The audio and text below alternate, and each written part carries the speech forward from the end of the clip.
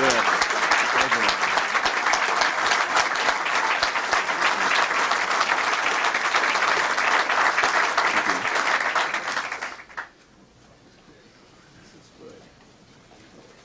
Mr. President, this is great. Distinguished members of Congress, governors, mayors, community leaders, ladies and gentlemen, this is a good afternoon. In 1992, I was traveling with then Governor Bill Clinton, who was seeking the support of the American people to become President of the United States. As he traveled across America, he pledged to invest in those things that would strengthen America for the challenges of a new century and a new millennium.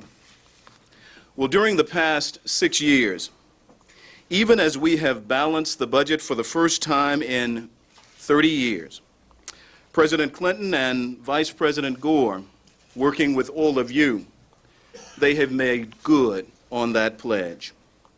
The President has worked with the Congress to invest in education, in science and technology, and yes, in transportation.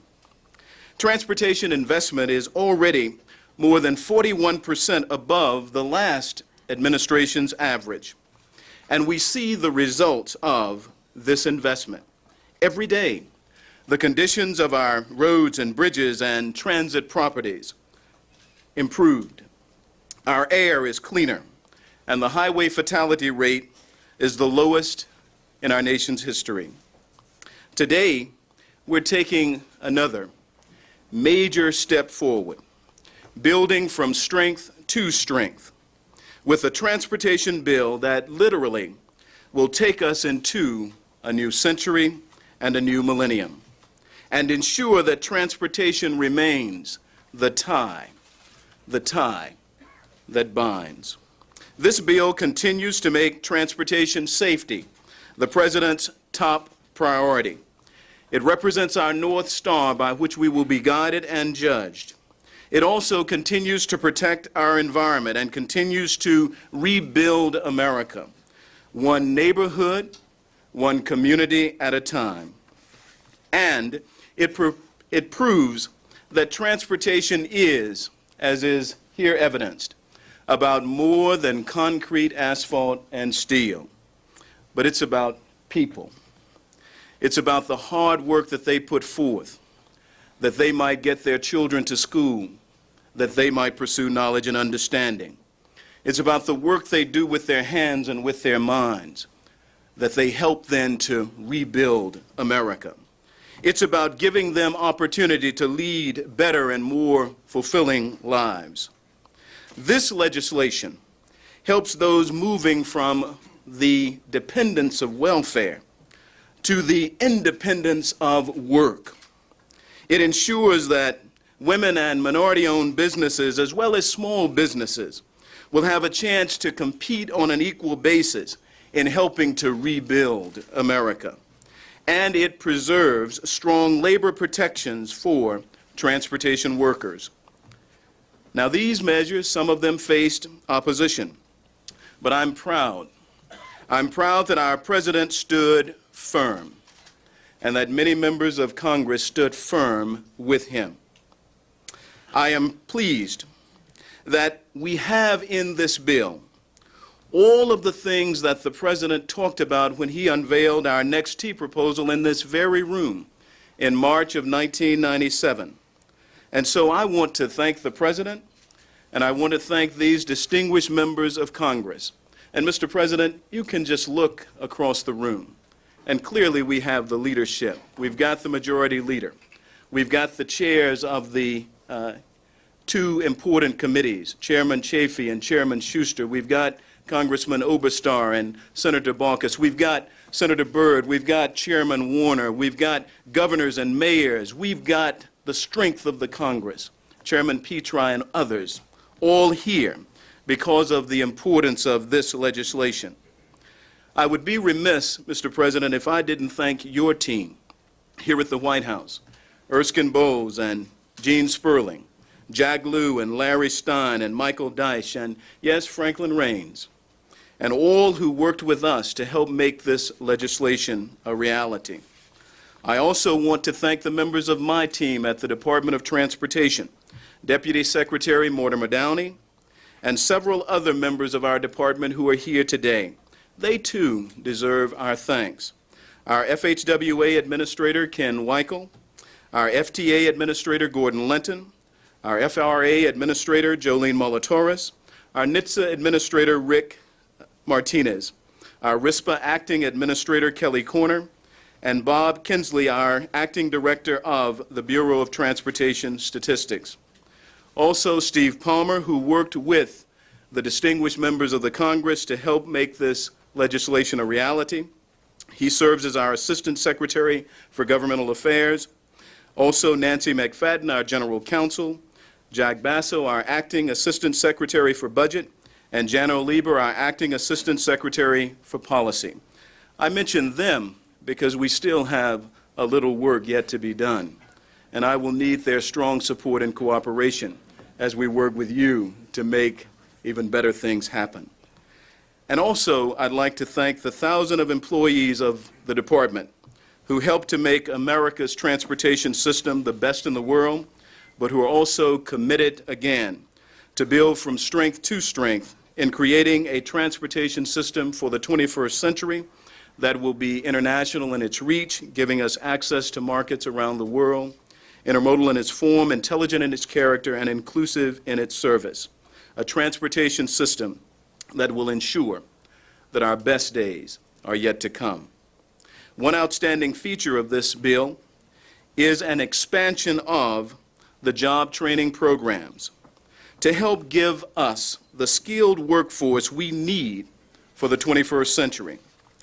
Our next speaker, Robin McNabb of Upper Marlboro, Maryland, graduated from just such an apprenticeship and training program. She currently is a journey person qualified on a wide variety of construction equipment and has worked on projects throughout the area. She exemplifies what this piece of legislation is all about. She personifies the best of America, skilled and dedicated, committed to ensuring that our best days are yet ahead of us. It is my pleasure to bring to you one who can really speak to the importance of this legislation, Robin McNabb.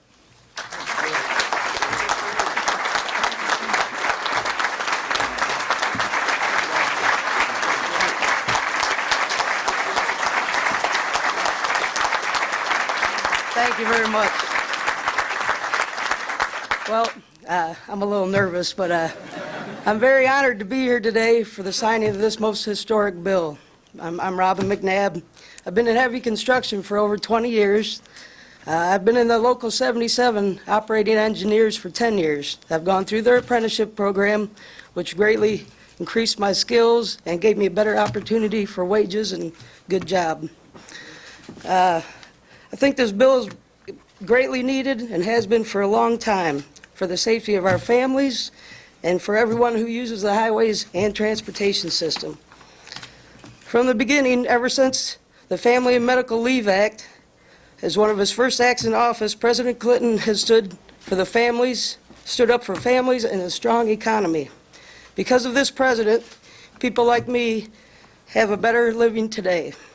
And so it's my great honor to present to you the President of the United States.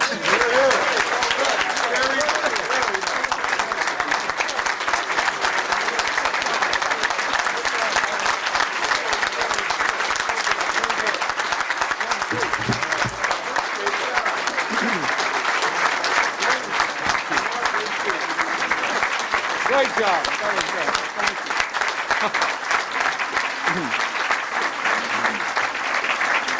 Thank you. Please be seated. Well, thank you, Robin. You're a pretty hard act to follow. And thank you, Secretary Slater, for doing such a good job and for giving such a good sermon today. I thought he was going to pass the plate. Then I realized that you had already given him all the money. You didn't need to pass the plate.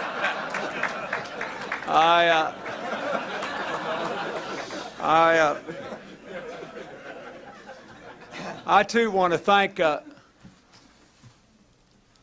members of Congress who are here. There are 40 or 41 here, but I would like to specifically acknowledge and thank Senator Lott, Senator Chafee, and Senator Baucus, Congressman Schuster and Congressman Oberstar, Senators Byrd, D'Amato, and Sarbanes, all the others who are here who have worked for this. I thank you so much. Thank you, Governor Schaefer, for coming, and all the mayors who are here from all over our great country. Governor Voinovich wanted to come and be with us today, but he's back in Ohio with his mother who is ill, and our thoughts and prayers are with them. 42 years ago this month, President Eisenhower signed the Federal Aid Highway Act into law.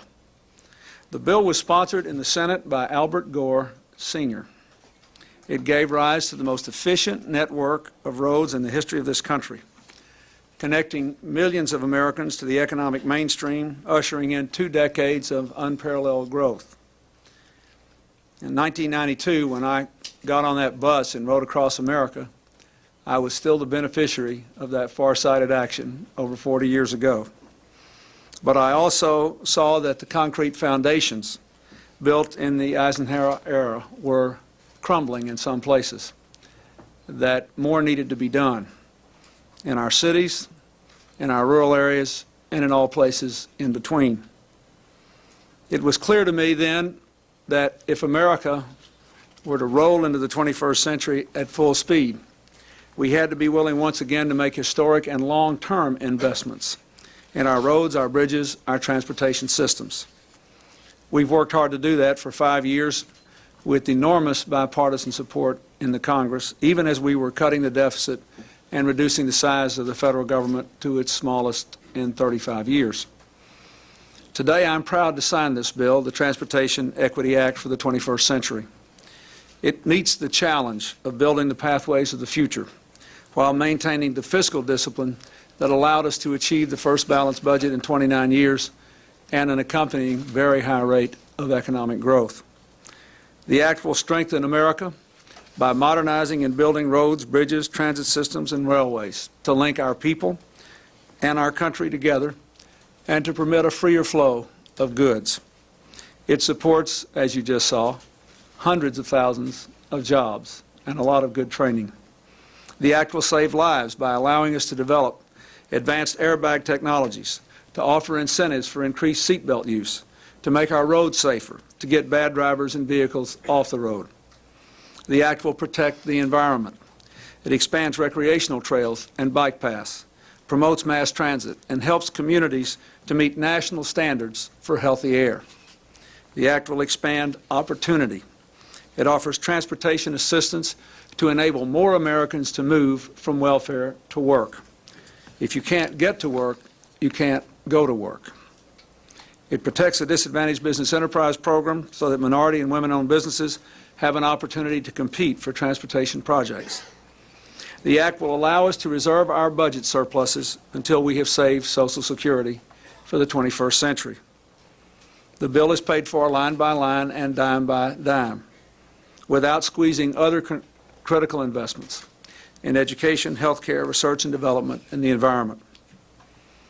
I have to say that I am disappointed that the bill does not go far enough to ensure a national standard of .08 blood alcohol standard in every state. I'll continue to fight for it, and I hope we can pass it, because I believe it will save hundreds of lives. I also would note for the record that working with these members of Congress, we were successful in removing several extraneous environmental riders from the legislation, but I hope that that process can be abandoned so that all environmental issues can be voted on in the clear light of day, up or down. Let me finally say that now that we are honoring our commitment to build a 21st century transportation infrastructure, I hope that the bipartisan support I have already seen for a 21st century education infrastructure will result in a broad bipartisan bill there as well. For less than 1/10 of the cost of this bill, And without spending a cent of the surplus, we can help to ensure that our children will be able to learn in safe, modern, well-equipped schools. Now, again, all of you, just look at this array of members of Congress who are here from both parties in both houses. This shows what we can do when we bring honorable differences and an honest determination to solve a problem together in open and respectful dialogue with an absolute commitment to getting to the end of the road. This kind of constructive bipartisan approach can do anything it sets its mind to do. I talked to Senator Lott today, and I want to thank him and, in his absence, Senator Daschle for the agreements which have been made today to allow votes to proceed on the tobacco legislation. I thank you, sir. We have another chance to save 1 million lives, reduce youth smoking, and make a massive contribution to the public health of America. The public expects us to work our differences on this legislation and on other important bills. The public expects us to act as parents, not politicians. The public really expects us to bring the kind of bipartisan spirit that was brought to bear on this transportation bill to all our important work here. And I must say again, the country owes a deep debt of gratitude to the United States Congress for the way they have done this work. Thank you. And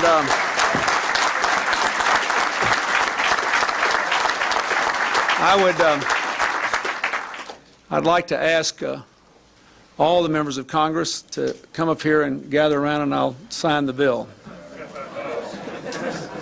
Yeah, we got to move down.